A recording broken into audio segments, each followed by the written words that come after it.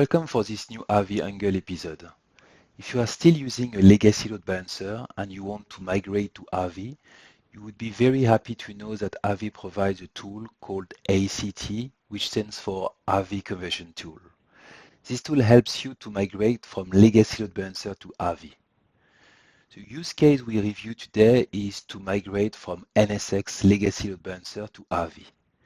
It includes three main steps. The first one is to convert the configuration.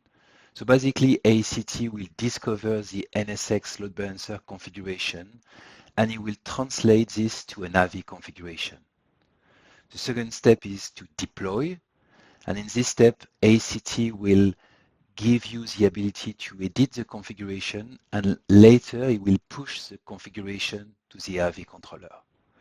And the last step is to migrate to do the traffic cutover. In this case, ACT cuts over the traffic from NSX legacy load balancer to Avi. You have the capability to roll back if needed, and eventually ACT will give you the opportunity to clean up the NSX load balancer configuration. Let's review this in action. This is my ACT UI. And as you can see, as we have described in the intro, we see the main three steps: convert, deploy, and the traffic cutover here. As you can see, inside the virtual service table here, we have one virtual service which has already been discovered, and it comes basically from my NSX manager configuration. You can see this NSX LB 1VS here has been discovered by the ACT tool. And if I go back to this ACT UI, you can even see that I can see here the NSX configuration, which has already been translated to the Avi configuration. So what is the next step here? I'm going to this second step, which is a deploy step here. And as you can see, I have already configured my destination controller. You can see the IP, and you can see that it goes under this automation tenant. If I go to this Avi controller, as you can see, there is no virtual service which has been configured, right? So now let's trigger this ACT tool. And basically, this NSX configuration has been translated into an Ansible playbook. I can even see this Ansible playbook here. And I have the capability to even edit this playbook if I want to add some specific setting.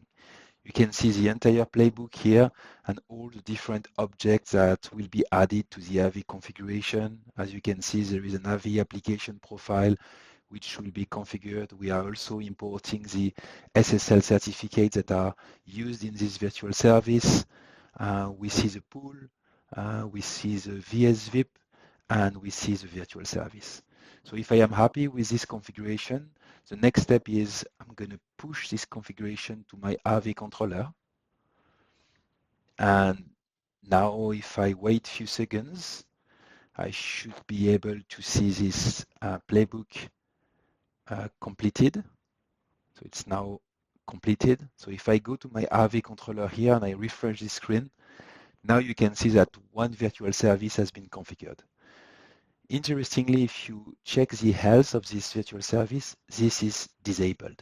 So the configuration is present at the controller level, but this configuration is not enabled, right? So traffic is still going to my NSX load balancer. And actually here, I am pinging basically this application, and you can see that it's still responding. So now the next step is to do the cutover. So going back to my ACT tool, I go into this third tab here, which is a traffic cutover. And from here, I can select this virtual service and I can say, hey, I want to migrate from NSX to Avi.